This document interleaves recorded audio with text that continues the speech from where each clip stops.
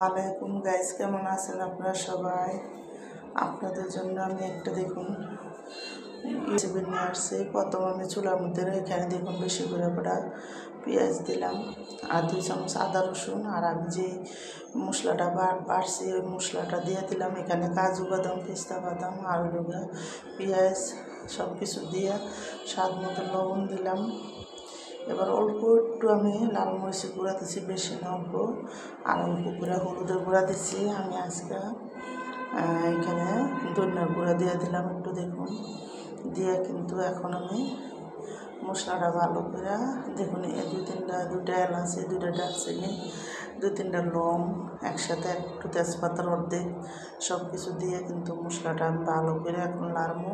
তো আমি কিন্তু আজকে ফার্মের মুরগি দিয়ে আর ফুলকপি দিয়া একটা কুরমার রেসিপি রান্না করতেছি, ফার্ম মুরগির কুরমা সাদা।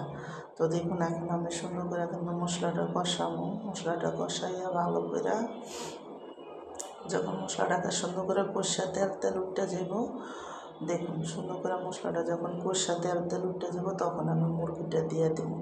তো এখানে মুরগিটা একটু ছোটো ছোটো করে কাটছি, কাটটা কিন্তু দেখুন আমি মুরগিটি দিয়ে দিলাম। দিয়ে এখন মশলার সাথে ভালো করে আমি মুরগিটা কষাবো। মুরগিটা যাতে সুন্দর মতন কষে এই জন্য ডাইক্কা মুরগিটা কষাবো। মুরগিটা যখন সুন্দর মতন কষানো হইয়া গলে যাব তখন আস্তে আস্তে তেলটা ছাইড়া দিব, তখন এইখানে আমি ফুলকপিটা দিয়ে দেব। আর ফুলকপি দিয়ে কিন্তু এই মুরগিটা রান্না করলে অনেক মজা লাগে।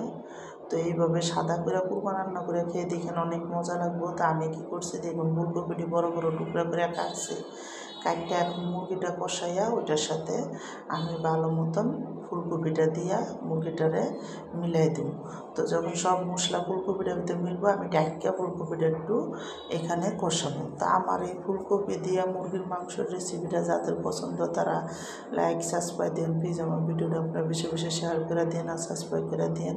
তো দেখুন এখন আমি সুন্দর করে কিন্তু কষাইছি, আর আমি এদিকে দেখুন 2-3টা আলু একটু মশলা দিয়ে হালকা হালকা করে একটু কষাই নিয়েছি, একটু হলুদ লবণ মরিচ দিয়া ওই আলুটাও আমি সাথে দিয়ে দিলাম। দিয়ে কিন্তু ঝোলের জন্য এখন পানি দিয়ে দিলাম, আর ঝোলের জন্য পানিটা দিয়ে 2-3টা কাঁচামরিচ দিয়ে দিলাম এখানে।